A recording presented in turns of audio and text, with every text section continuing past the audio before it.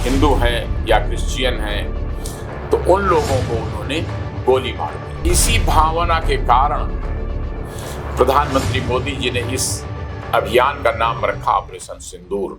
उनको बम्बार्डमेंट करके बर्बाद कर दिया गया। जो ऑपरेशन का डिटेल देश को बताना है, वो महिला शक्ति आगे रहेगी।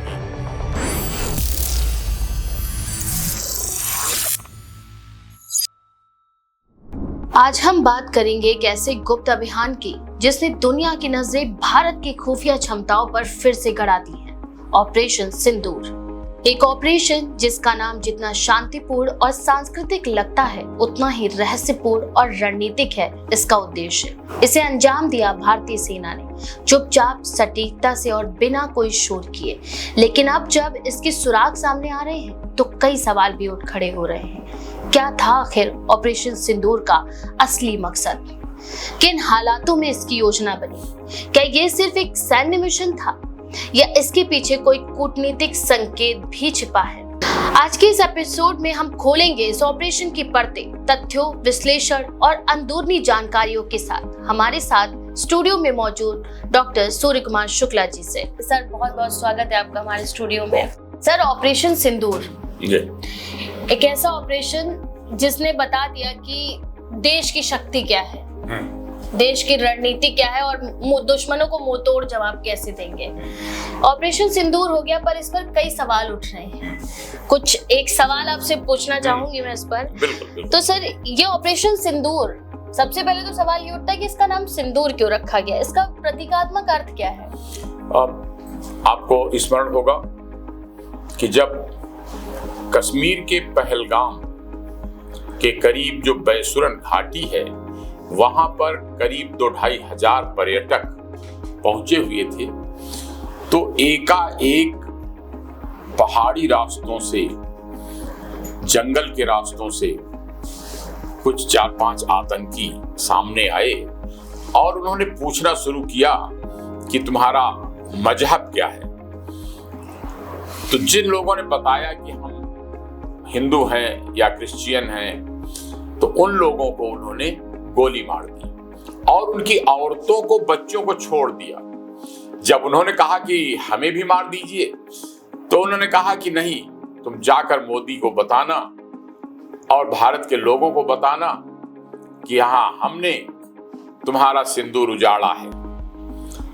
और इसी भावना के कारण प्रधानमंत्री मोदी जी ने इस अभियान का नाम रखा ऑपरेशन सिंदूर। यानी कि जो सिंदूर का अपमान और उसकी बर्बादी आतंकवादियों ने की है, लोगों को मारकर, कि औरतें परेशान रहें, तड़पती रहें अपने मरे हुए पति के लिए, उसकी मर्यादा, उसकी गरिमा और उसका स्वाभिमान लौटाने के लिए इन आतंकियों को बर्बाद करने के, उनको ही नहीं, उनके आकाओं को, जो पाकिस्तान में बैठे हुए आतंकियों के अड्डे थे, और साथ में जो पाकिस्तान की सेना उनको संरक्षण देकर, उनके इंतजाम करके, रहने खाने पीने का इंतजाम करके, असलहे देकर करती है, उनको सबको ध्वस्त करना इस ऑपरेशन सिंदूर का लक्ष्य था। मुंहतोड़ जवाब देना, मुंहतोड़ जवाब दिया गया उस बात के लिए कि तुमने अगर कुछ 20-25 लोगों को हमारे यहाँ धोखा देकर मारा है, तो हम खुला चुनौती दे करके तुम्हारे सारे आतंकी अड्डे ध्वस्त कर देंगे। ऑपरेशन सिंदूर किसी सरकारी विभाग द्वारा चलाया गया है? हाँ, जो भारत की रक्षा के लिए जिम्मेदार थल सेना, जल सेना और वायु सेना, तीनों के समन्वित प्रयास से जो कंबाइंड डिफेंस फोर्सेस का एक ग्रुप बनाया गया और तीनों तरफ से इस आतंकी हमले का बदला लेने के लिए कार्रवाई की गई। एक और नौसेना ने कराची बंदरगाह घेर लिया, वहां काम शुरू हुआ फायरिंग का। दूसरी तरफ मिसाइलों से और ड्रोन से उनके सारे आतंकी अड्डे, जो लश्कर तैयबा के और जैसे मोहम्मद के आतंकी अड्डे थे पाक अधिकृत कश्मीर में, और इंडिया के बॉर्डर के उस पार 9 अड्डे जो आतंकियों के थे, उनको बम्बार्डमेंट करके बर्बाद कर दिया गया। फिर जब बॉर्डर पर पाकिस्तान की तरफ से फायरिंग शुरू हुई तो इंडियन आर्मी ने बॉर्डर पर इतना जोरदार तोपों से और लाइट मशीन गन और मीडियम मशीन गन और ड्रोन से हमले का जवाब दिया, और उसके कारण उनके भारी संख्या में कुल मिलाकर 28 स्थान जो हवाई अड्डे थे उनके, उन हवाई अड्डों पर बर्बादी का कहर बरपा दिया गया, जिनसे वो आतंक को शरण दे रहे थे।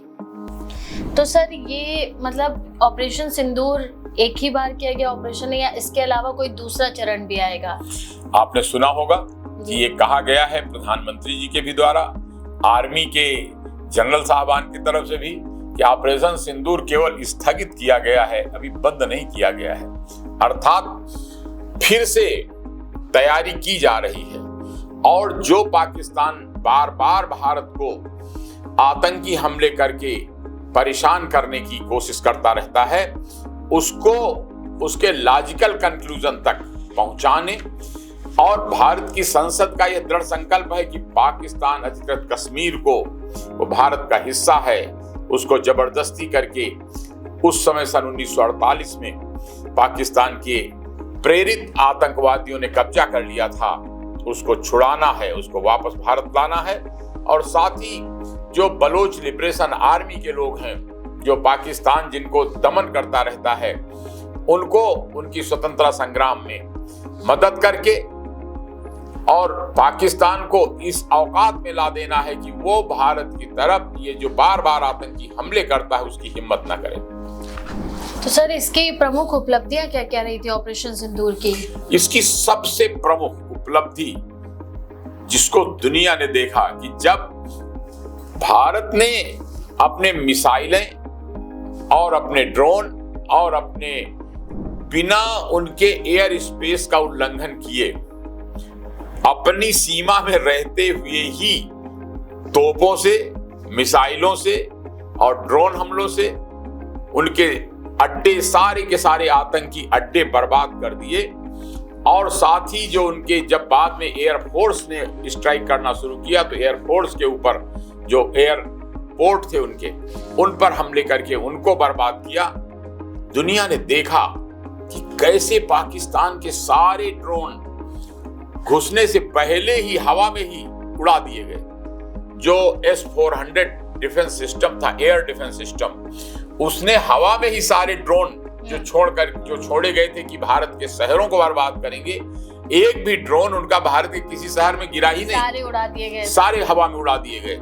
और यहाँ के जो मिसाइलें भेजी गई, उन्होंने इतनी तेजी के साथ हमला किया कि वहां का राडार भी उनको नहीं पकड़ पाया, और वो सीधे अपने लक्ष्य को पहुंचकर उनके जो 28 स्थान थे उनको सबको बर्बाद कर दिया। सिर्फ ड्रोन, आपने कहा कि ड्रोन का इस्तेमाल किया, ड्रोन को गिराया गया मिसाइलों से, और कौन कौन सी आधुनिक तकनीकों का इस्तेमाल किया गया इसमें? सोचिए कितनी गजब की इंटेलिजेंस रही होगी कि किसी नगर में नहीं डाला गया, किसी आबादी में नहीं पड़ा, यहां तक कि फौज के जवानों को भी नहीं मारा गया।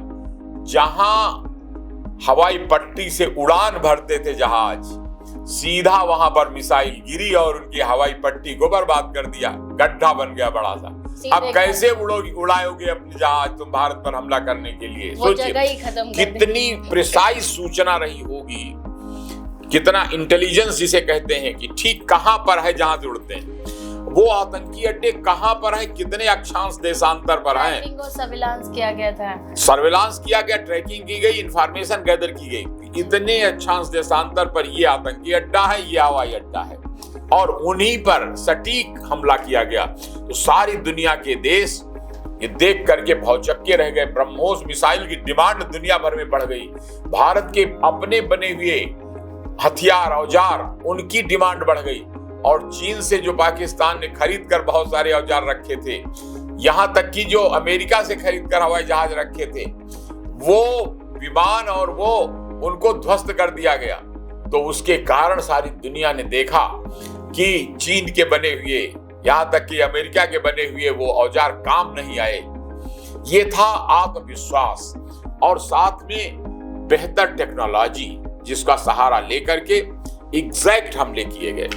सर, जब दो देशों की लड़ाई होती है तो सबसे ज्यादा जो असर होता है वो देश की जनता पर होता है। तो ऑपरेशन सिंदूर के चलते जो भारत की वैश्विक छवि है उस पर क्या प्रभाव पड़ा? अब भारत की वैश्विक छवि का यही अंदाज लगाइए कि तमाम विकसित देश जो अपने को दुनिया का नंबर 1, दुनिया का नंबर 2 कहते हैं, उनको ये घबराहट होने लगी, ईर्ष्या होने लगी। अरे भारत तो बड़ी भारी मिलिट्री पावर बनकर उभर रहा है और वो रोकने के लिए बेचैन होने लगे कि अरे किसी तरह पाकिस्तान तुम माफी मांग लो भारत से कि अब लड़ाई बंद कर दो, सरेंडर कर दो, कह दो कि अरे अब हम दोबारा ऐसी हरकत नहीं करेंगे। और उन्होंने रिक्वेस्ट की, जबकि आर्मी की हरदम एक कल्चर होती है, आर्मी कभी युद्ध बंद करने की रिक्वेस्ट नहीं करती, युद्ध का जवाब युद्ध से देती है, हमले का जवाब हमले से देती है। लेकिन पाकिस्तान की फौज ने मजबूरी में जब देखा कि अगर ये 2-4 दिन और लड़ाई चल गई तो पाकिस्तान सचमुच 4 टुकड़ों में बंट जाएगा, क्योंकि वहां सिंध, पाकिस्तान ऑक्युपाइड कश्मीर और बलूचिस्तान तीनों अलग होने के लिए तैयार बैठे हैं। तो उन्होंने गिड़गिड़ाए, हाथ जोड़े, अरे युद्ध बंद कर दो प्लीज, अब हम ऐसी कोई हरकत नहीं करेंगे। सर, एक तो इसका नाम सिंदूर रखा, ऑपरेशन सिंदूर। दूसरा ये कि इसमें 2 महिलाओं की भूमिका सबसे अहम रही, कर्नल सोफिया कुरैशी और विंग कमांडर व्योमिका सिंह। तो महिलाओं को मूल रूप से आगे क्यों किया गया? अब देखिए, ये भारत की सांस्कृतिक और ऐतिहासिक परंपरा थी। देखो, तुमने महिलाओं को सताने, उनके सिंदूर उजाड़ने का काम किया है।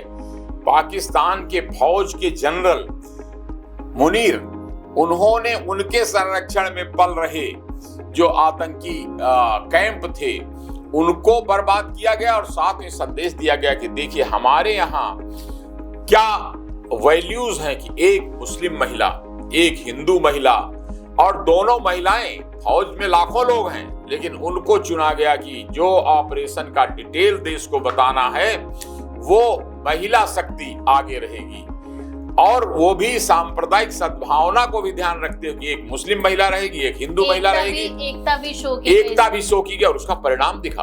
आपने देखा होगा कि जिस समय ऑपरेशन सिंदूर चल रहा था, बड़े से बड़े जो विरोधी पार्टियों के नेता थे उन्होंने भी खुलकर भारत की सेना का, भारत की सरकार का, प्रधानमंत्री का, सबका साथ दिया। कोई एक स्वर नहीं सुनाई पड़ा कि वो जो किसी तरह देश के विरोध में या आलोचना का स्वर नहीं सुनाई पड़ा। सर, मेरा अगला सवाल ये है कि आपके मुताबिक ऑपरेशन सिंदूर कितना और किस हद तक सफल रहा?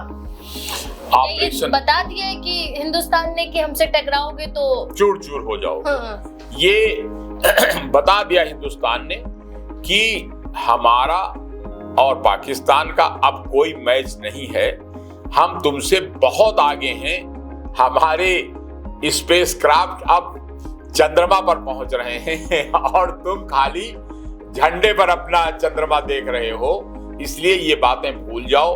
और दूसरा एक और संदेश दिया कि पहले पाकिस्तान की सरकार, पाकिस्तान की आर्मी ने ये पॉलिसी बना ली थी कि हम खुला नहीं लड़ सकते तो हम गुरिल्ला लड़ाई करेंगे, अर्थात कुछ आतंकी भेजकर तुम्हारे यहाँ हमले करा देंगे।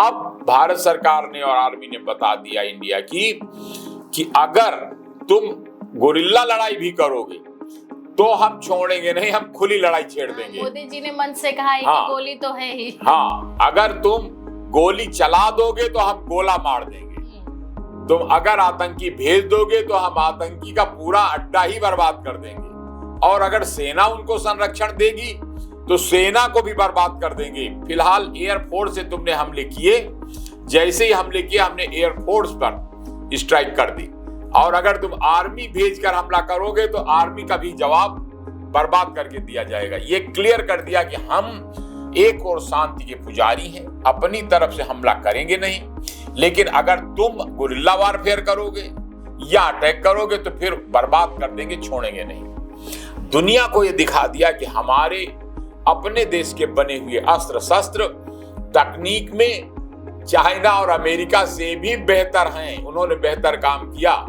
और हम हमारे जवानों में इतनी कर्मठता, देशभक्ति है कि उन्होंने एक एक ड्रोन को हवा में ही उड़ा दिया, इतना लग के काम किया। अर्जुन कहना गलत नहीं है। और बिल्कुल लक्ष्य को बिल्कुल, जैसे अर्जुन का उदाहरण भारत की संस्कृति में बहादुरी के लिए लिया जाता है और एकाग्रता के लिए लिया जाता है कि अर्जुन को बस मछली की आंख दिखती है तीर मारने के लिए। उसी तरह भारतीय वायुसेना ने एग्जैक्ट टारगेट करके वहीं पर अपने मिसाइल और ड्रोन और बम गिराए जहां से हवाई जहाज उड़कर भारत में हमला करने आ रहे थे। तो सर कोई संदेश लोगों को? संदेश लोगों को यही है कि किसी प्रकार के जातीयता, किसी प्रकार के धार्मिक भेदभाव, इसको कभी मन में न लाएं। और कुछ लोग हिंदुओं में भी, कुछ लोग मुसलमानों में भी, वो कम बुद्धि के होते हैं। जैसे हर घर में कोई संकी होते हैं, कुछ पागल होते हैं, कुछ लोग मंद बुद्धि होते हैं, उसी तरह देश में भी होता है। तो लोग उनकी बात को पकड़कर पूरे देश को या पूरे समुदाय या पूरे संप्रदाय को ब्लेम न करें। ये जाने कि कुछ सनकी बहमी लोग कुछ बोल जाते हैं, लेकिन उसका तात्पर्य ये नहीं है कि सारा समुदाय, सारा देश कोई सांप्रदायिक आधार पर विभाजित है। और इस युद्ध ने दिखा दिया कि हम एकजुट होकर के क्या कर सकते हैं, कि चाहे वो ओवैसी साहब रहे हो, चाहे अखिलेश यादव रहे हो, चाहे राहुल गांधी रहे हो, यहाँ तक कि ममता बनर्जी रही हो, जब युद्ध की बात आई तो सब लोगों ने एक स्वर में भारत की सरकार और भारत की सेना का समर्थन करके ये दिखा दिया कि क्राइसिस के समय भारतवासी एक। घर में झगड़े होते रहते हैं। हाँ, घर में हम छोटी मोटी बातें होती रहती हैं, लेकिन जब देश की अस्मिता का सवाल है तो हम सब तभी सुरक्षित हैं जब हमारा देश सुरक्षित है। बहुत बहुत धन्यवाद सर आपका। जी, बहुत बहुत धन्यवाद।